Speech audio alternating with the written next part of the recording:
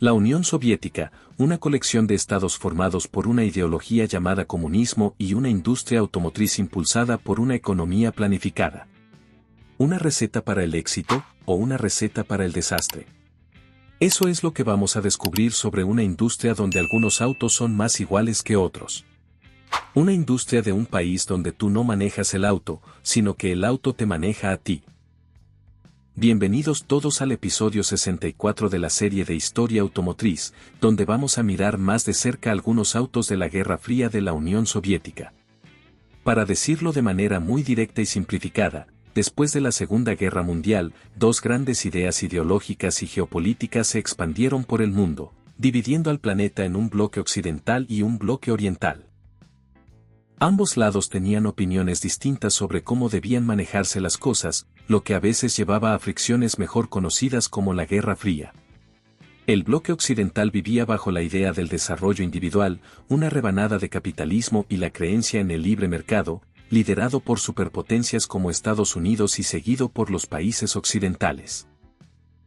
El bloque oriental vivía bajo la idea del grupo, con una rebanada de comunismo y colectivismo, y una economía preplanificada en lugar de un mercado libre, liderado por superpotencias como Rusia y sus estados satélite, que eventualmente formarían la Unión Soviética.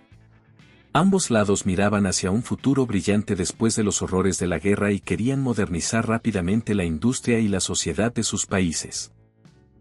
Una industria automotriz fuerte era un caballo de batalla para muchos, para demostrarle al resto del mundo que estaban a la altura de los tiempos. Las industrias automotrices de muchos países occidentales se basaban en los fundamentos del libre mercado, simplemente en la oferta y la demanda. Si había necesidad de transporte básico y económico, eventualmente alguna empresa construiría ese auto. Si había apetito por autos caros y ultralujosos, entonces algunas empresas satisfacerían ese deseo.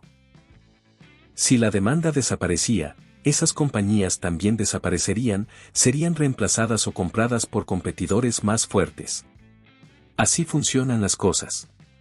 Y como puedes ver, esto naturalmente crea una industria automotriz equilibrada, con diversas compañías ofreciendo distintos modelos y precios, moldeados por los caprichos del libre mercado. La Unión Soviética también quería mostrarle al mundo que ese nivel de variedad y oferta automotriz también era posible en una economía planificada. Así que los soviéticos establecieron una jerarquía de marcas de autos, desde autos básicos para el pueblo hasta autos de lujo impresionantes para funcionarios del gobierno. Este sistema fue convenientemente implementado antes de verificar si realmente existía demanda para estos autos, pero decidieron construirlos de todos modos. Vamos a recorrer estos rangos y echar un vistazo a algunos de estos autos. Antes del lanzamiento de los planes para una industria automotriz nacional, prácticamente no existía una industria de autos nacional en Rusia. La mayoría de los vehículos producidos eran camiones de carga. Un pequeño nivel de producción de autos de pasajeros se desarrolló eventualmente, pero en su mayoría eran modelos con licencia de marcas extranjeras, como el Gaz-A, que era esencialmente un Ford modelo rebautizado. El logo de Gaz incluso era similar al de Ford. Pero después de la guerra, todo esto tenía que cambiar. Como parte del plan automotriz, se establecerían fábricas por toda la Unión Soviética. Algunas marcas locales de lo que ahora eran estados satélite también fueron incorporadas. Estas fábricas normalmente se nombraban según su ubicación o algún personaje importante, y ese nombre también se convertía en el nombre de la compañía automotriz. Por ejemplo, Gorovsky Automobilny Zavod, que significa planta automotriz Gorky.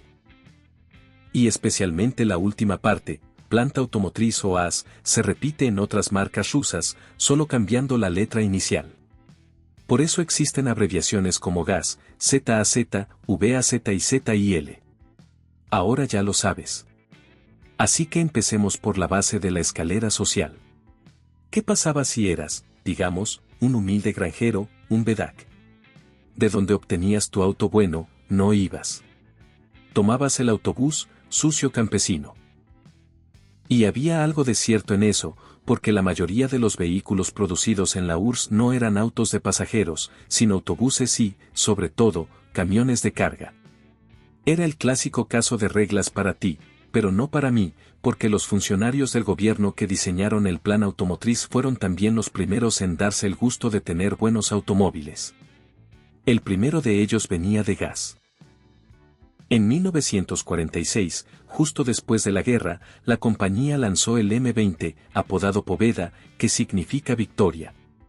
Un gran logro considerando que fue uno de los primeros autos de la posguerra con el nuevo estilo de carrocería sin guardabarros separados, conocido como estilo pontón. En general, el diseño parece una mezcla de autos europeos y americanos. Este modelo de clase media era querido por su simplicidad y robustez, al mismo tiempo que ofrecía opciones modernas como limpiaparabrisas eléctricos, calefacción y radio AM. Un modesto motor de 2.1 litros y 4 cilindros impulsaba el auto a través de los enormes paisajes rusos. Después de unos años, el Poveda fue acompañado por un modelo aún más refinado, el GAZ-12 o ZIM-12. El 12 era un auto de lujo completo, algo así como un Cadillac compacto. No era pequeño. Más de 5 metros y medio de largo, con capacidad para 6 o 7 personas, u 8, si sabías dónde meterlas. El motor era un 6 cilindros en línea de 3.5 litros preparado para sacar el máximo provecho del combustible ruso, que en muchas partes del mundo era conocido como agua picante. El diseño estaba claramente influenciado por autos americanos de finales de los años 40, especialmente los bañera como los Mercury y Hudson, y con un frente que recordaba a Cadillac. Mientras tanto, la industria automotriz occidental, especialmente la estadounidense, evolucionaba con un ritmo implacable. Cada año los autos cambiaban radicalmente. La carrera espacial estaba en marcha, y así como los soviéticos intentaban ir un paso por delante en el cielo, también trataban de mantenerse al día en las carreteras. 1958 fue un año importante cuando 3 compañías soviéticas lanzaron nuevas versiones de sus autos. El M20 Poveda fue reemplazado por el M21, mejor conocido como Volga. El nuevo auto tenía un diseño fresco que, sinceramente, clasificaría como ruso o europeo. No hay otro auto que imite directamente su estilo. Cuando piensas en transporte soviético clásico, piensas en el Volga. Como auto ligeramente premium, no era lo suficientemente bueno para los funcionarios del partido, pero era perfecto como ambulancia, taxi y, por supuesto, para los altos mandos, como la KGB. Si veías un Volga de cualquier color, estabas bien. Si veías un Volga negro, había que tener cuidado. Si veías un Volga negro estacionándose frente a tu casa, debías preocuparte seriamente. La gente tenía tanto miedo de los Volga negros que nació una leyenda, la leyenda del Volga negro. La historia se contaba en Rusia y en los estados soviéticos. Decía que por la noche podías ser perseguido o detenido por un Volga negro, y lo siguiente sería ser secuestrado y desaparecer. ¿Quién lo manejaba? Cualquier entidad maligna, la KGB, la mafia rusa o, en algunas versiones, el mismísimo diablo. Más arriba en la jerarquía se encontraba el GAZ-12, que sería reemplazado por el GAZ-13, mejor conocido como Chaika, gaviota. Por favor no me envíen al Gulag. El Chaika era uno de los autos emblemáticos de la Unión Soviética.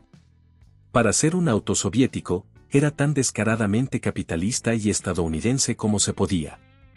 Dimensiones americanas, motor V8 de 5.5 litros y, sobre todo, estilo americano. Muchos dicen que se parece mucho a un Packard de mediados de los años 50, y algunos afirman que realmente era un Packard por dentro. Y durante mucho tiempo yo también pensé que era básicamente un Packard, como si Packard hubiera hecho un trato secreto con los soviéticos en los 50. Pero entonces hay que recordar que estábamos en plena Guerra Fría. Packard sería absolutamente estúpido si compartiera tecnología con los soviéticos. Los cancelarían en cuanto se supiera. Si miras más de cerca, sí, parece un Packard, pero también está influenciado por muchas otras tendencias americanas de diseño de la época. Los faros encapotados también eran comunes en los Mercury y Pontiac de esos años. La parte trasera recuerda a un Pontiac de 1957. Y debo decir que me parece muy, muy fascinante que los países que despreciaban todo lo proveniente de Occidente, también eran los que más querían que sus productos se vieran como si vinieran de Occidente. Muy extraño. De cualquier modo, el Chaika no era suficiente para satisfacer a la nomenclatura. El Chaika podía considerarse como un Cadillac o Mercedes de nivel medio. Lo que la URSS realmente necesitaba era un auto estatal oficial, un auto que mostrara al mundo el verdadero poder y capacidad de ingeniería de la industria automotriz soviética. Un auto que superara incluso a los Cadillac Fleetwood y a los Mercedes 600 Grouse. Ese auto era el ZIL 111. El 111 era como el hermano mayor del Chaika. Un diseño similar, pero más grande, más imponente y con aún más cromo. El auto medía más de 6 metros de largo y estaba impulsado por un V8 de 6 litros. La parte trasera tenía un diseño que lo hacía parecer aún más a un Packard, pero, en la clásica tradición soviética, el auto fue actualizado rápidamente con un nuevo diseño en 1962, pareciéndose un poco a un Cadillac que pediste por AliExpress. Sin aletas traseras enormes, pero con un diseño sencillo y limpio, con dos calaveras redondas que me recuerdan a los Chevrolet de principios de los 60. Los ZIL eran las limusinas oficiales del Estado soviético y solo eran usados por quienes trabajaban en las capas más altas del partido. Y ya que estoy hablando del partido, estos funcionarios no solo disfrutaban de viajar con lujo, también formaba parte del paquete algo llamado los carriles ZIL. Ciertos carriles en las principales vías de Moscú estaban cerrados al tráfico normal y reservados únicamente para los ZIL y los Chaika. Según algunas fuentes, incluso se cerraban intersecciones completas para dar paso a los autos del gobierno, a menudo provocando verdaderos embotellamientos. Así que los funcionarios del Partido Soviético, la nomenclatura, disfrutaban de viajes cómodos y sin obstáculos en sus enormes ZIL, aunque jamás podían ser dueños de esos autos, porque pertenecían al Estado. En ese caso, tenías que conformarte y apuntarte para un Chaika. Luego tenías a los jerarcas medios y a los oficiales de la KGB, disfrutando sus Volga de diario, que seguían siendo bastante lujosos. ¿Pero qué pasaba con la gente común? Bueno, en los años 50, para aquellos que podían permitírselo, existía una marca de autos que quiero mencionar rápidamente, Moskvich.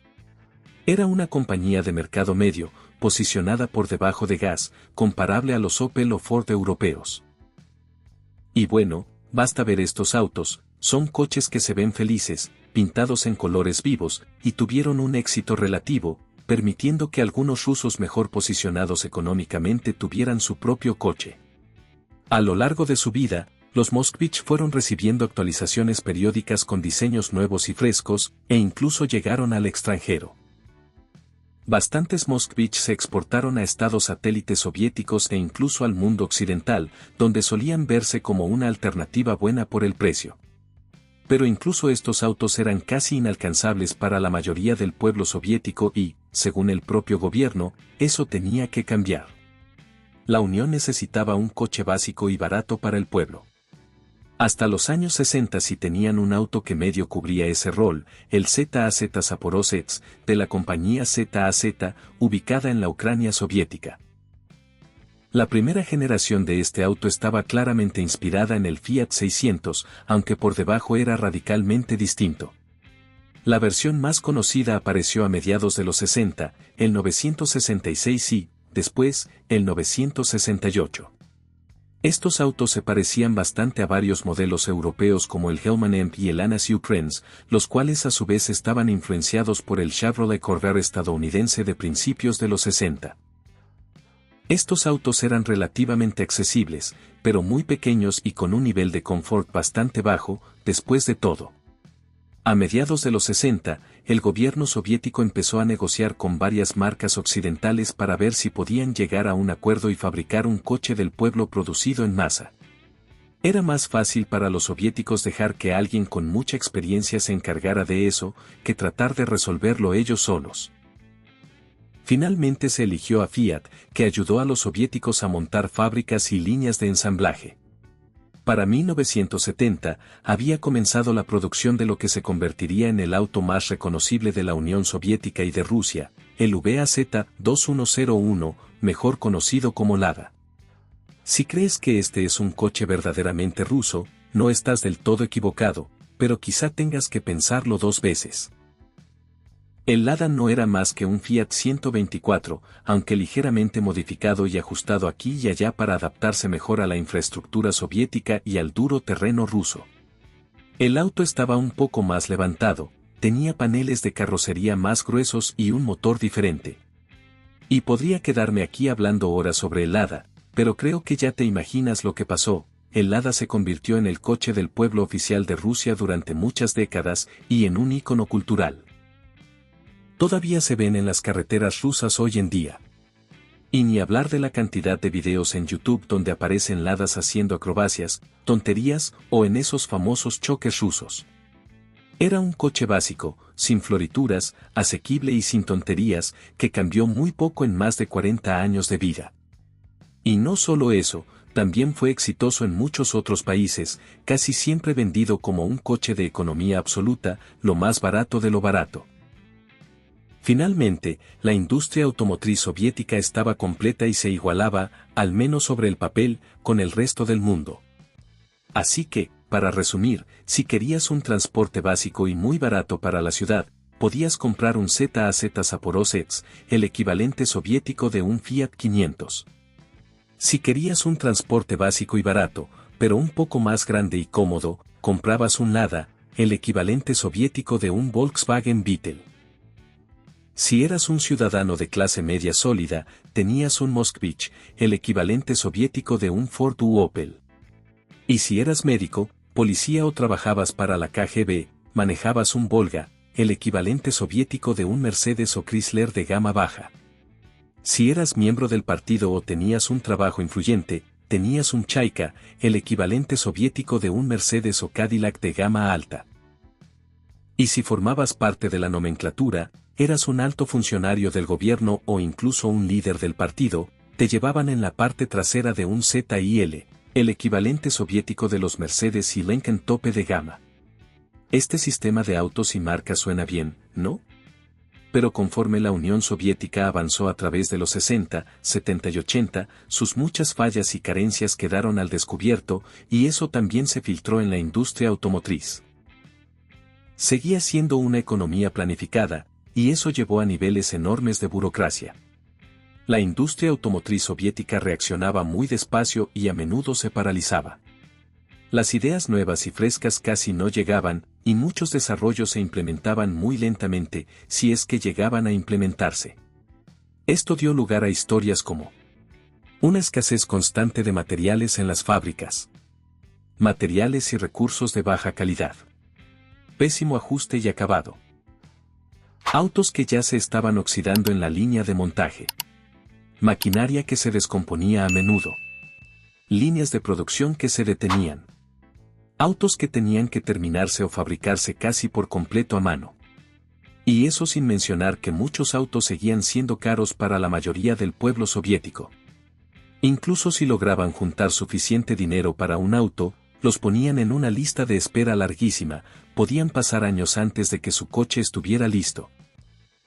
Todo esto, junto con muchos otros factores, contribuyó a la imagen general que ofrecían los autos soviéticos y los convirtió en blanco de innumerables chistes, especialmente en Occidente.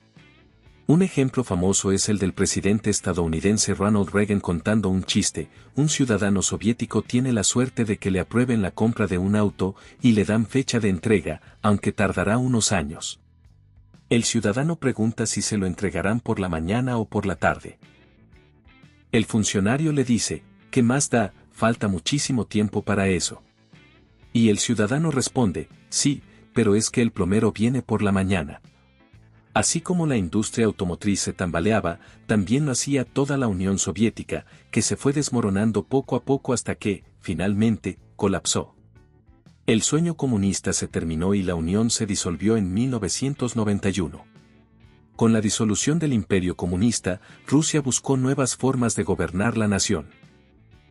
Esta vez se abrazó un enfoque más occidental, y eso también tuvo un enorme impacto en la industria automotriz rusa. El gobierno ruso abrió las puertas a las marcas occidentales, que inmediatamente dominaron el mercado local con autos de alta calidad y tecnología muy avanzada. Los fabricantes rusos, muchos de los cuales seguían produciendo autos que, esencialmente, se habían quedado anclados en los años 60, no podían competir contra los nuevos rivales. Muchas marcas rusas dejaron de fabricar sus modelos de décadas y desaparecieron o iniciaron alianzas con marcas occidentales. ZAZ dejó de producir el Zaporozhets, aunque continuó con el Tavria. ZIL dejó de fabricar limusinas. Moskvich se vio envuelta en problemas legales y bancarrota. Lada finalmente descontinuó el 2101, porque cada vez era más difícil venderlo en mercados de exportación y hacerlo cumplir con las normas más recientes, pero la marca continuó lanzando varios modelos nuevos en los años 90 y sigue activa hoy en día. Gaz, por su parte, creó un sucesor para el Chaika, una especie de acorazado sobre ruedas, con un frente sacado de un Lincoln de mediados de los 60 y una parte trasera inspirada en un Mercedes. Pero ese auto ya se había descontinuado a finales de los 80, antes de la caída de la Unión. Lo mismo no puede decirse del Volga. Gaz se mantuvo fiel al modelo durante los 90 y los 2000, tratando de actualizar el diseño para seguir las tendencias. Pero con cada nueva generación, el auto se veía peor. Un gran ejemplo es este número telefónico sobre ruedas, el 31105. Según Gaz, este auto era un homenaje al Volga original de los años 50 y 60, más o menos celebrando la ola retro que estaba de moda en aquel tiempo. Sí, claro, pero yo lo veo más como una mala excusa para ocultar el hecho de que el coche era simplemente antiquísimo. Mira la parte central del auto, es imposible ocultar que viene directo de los 60. Lo que probablemente sea el último clavo en el ataúd de la industria automotriz rusa es también la última generación de Volga. Dice mucho el hecho de que el último auto que lanzas ni siquiera sea ruso, sino un Chrysler, un coche americano. El Volga Siber, el último Volga producido, no era más que un Chrysler Sibren rebautizado, un auto que venía de una nación a la que habías odiado durante los últimos 50 años. Eso sí que es restregarlo en la cara. Hoy en día, solo Lada vende una variedad de autos modernos y aparece con frecuencia en la lista de los más vendidos en Rusia. Pero también hay espacio para nuevos jugadores como Aurus. Los autos Aurus son las nuevas limusinas oficiales del estado y coches de ultralujo, algo así como un ZIL Parte 2. Y, en la tradicional moda rusa, su diseño vagamente te recuerda a algunos autos occidentales, pero no acabas de identificar a cuál exactamente. Yo lo veo como un Chrysler 300 con una parrilla de Rolls-Royce. Muchas otras marcas de autos de todo el mundo también estaban activas en Rusia.